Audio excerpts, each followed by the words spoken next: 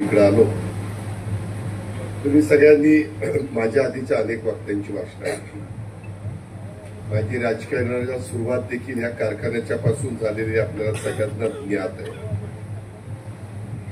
या प्रचार सभेला मी उपमुख्यमंत्री म्हणून नाही तर श्री छत्रपती सहकारी साखर कारखान्याच्या तुमच्यासारखाच एक सभासद या नात्याने एक मतदार म्हणून तुमच्यातलाच एक प्रतिनिधी म्हणून तुमच्या समोर उभा आहे. एक गोष्ट खरी आहे, मागे देखील अनेकदा आपण आपल्या आधीच्या पिढीनं स्वर्गीय साहेबरावांना जाचक असतील, स्वर्गीय माणिकराव दादा जाचक असतील, त्याच्यामध्ये बाजीराव भाऊ असतील, त्याच्यामध्ये अप्पासाहेब पवार असतील, त्यामध्ये राजेंद्र कुमार घोलप साहेब असतील, दत्ताभाऊ भरणे असतील, पृथ्वीराज बापू जाचक असतील, अशा अनेकांना आपण मारुतराव धोंडेबा चोपडे साहेब असतील, अशा अनेक मान्यवरांना या छत्रपती सहकारी साखर कारखान्याच्या सभासदांनी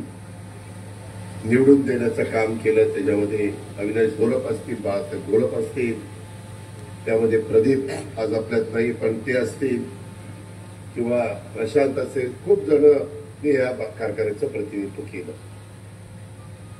मी ज्यावेळेस 84 साली तुमच्या सगळ्यांच्या समोर उभा होतो त्यावेळेस माझी काही तुमच्या कामावर ओळखी नव्हत्या, पण माझे आजोबा या कारखान्याचे संस्थापक संचालक होते आणि तेव्हापासून आमच्या परिवारातलं कोणी ना कोणी ह्याचं संचालक असायचं. एकदा स्वर्गीय अप्पासाहेब काकांकडे चेअरमन पद मिळालं आणि सरकारनं मी खोटं सांगत नाही, मलाही मी राजकीय जीवनात सुरुवात केली त्यावेळेस माझं स्वप्न होतं एकदा का होईना छत्रपती कारखान्याचं चेअरमन झालं पाहिजे. पण मला काय माहिती की आपण पुढे सासाळ्याला उपमुख्यमंत्री होणार आहे, पण ते माझं स्वप्न होतं. पण ते राहिलं बाजूला. मी बँकेचा आता दिगंबर दुर्गाडीत आहेत बँकेचे चेअरमन, 7 वेळेला मी चेअरमन झालो, एमएससी बँकेचा चेअरमन झालो, अनेक ठिकाणी मला कामाची संधी तुमच्या सगळ्यांच्या मुळे मिळाली, त्याबद्दल मी समाधानी आहे. पण शेवटी जसं संजयराव निंबाळकरांनी सांगितलं किंवा माझ्या आधीच्या काही वक्त्यांनी सांगितलं की ही निवडणूक ही प्रपंचाशी निगडीत निवडणूक आहे. या कारखान्याने पूर्वीचं 16 गावाचं कार्यक्षेत्र, 2 तालुक्याचं, आता 2 तालुक्याचं 53 गावाचं कार्यक्षेत्र आणि जवळपास थोडे कमी 23,000 सभासदांची मालकी या कारखान्याची. आणि तसं सगळं असताना काही गोष्टी दुरुस्त करण्याची गरज आहे.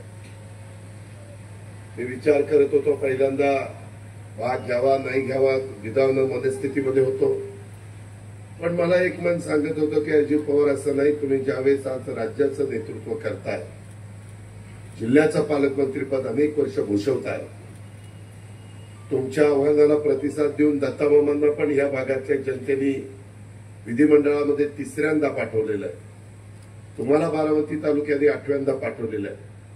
आणि त्या सभासदांचं प्रतिनिधित्व तुम्ही विधानसभेमध्ये करत असताना तिथली संस्था देखील चांगल्या चालवण्याच्या करता तुम्ही मदत केली पाहिजे, पुढाकार घेतला पाहिजे. आणि त्याच्यातूनच मगाशी बापूंनी सांगितलं त्या सगळ्या गोष्टी घडल्या.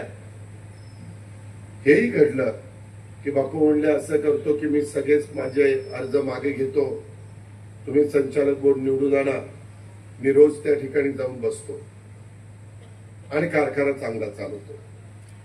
पण मागे देखील बोर्ड असताना मी बापूंना संचालक बोर्डाच्या मीटिंगमध्ये जायला सांगितलेलं होतं, पण आमचे 72 संचालक असं का काही कृत्या केल्या की परत बापूंना तिथं मीटिंगला जावंसं नाही वाटलं. म्हणलं हा अनुभव असताना नवीन बोर्ड आलेलं तरी कुठं बापूला तिथं बसून देणार आहे, मग ह्याला इलाज काय, तर याला बापूला चेअरमनच केलं पाहिजे, तरच मग ते तिथं मेन खुर्चीवर बसतील आणि कारखान्याचं हित सांभाळतील. तो विचार मी दत्तामामा भरणे यांनी केला, पृथ्वीराज बापूंनी त्याला प्रतिसाद दिला. मध्ये जरा सगळेच आम्ही गरम डोक्याचे असल्यामुळे गडबड झाली. मग पंपावर एक मिटिंग पण झाली.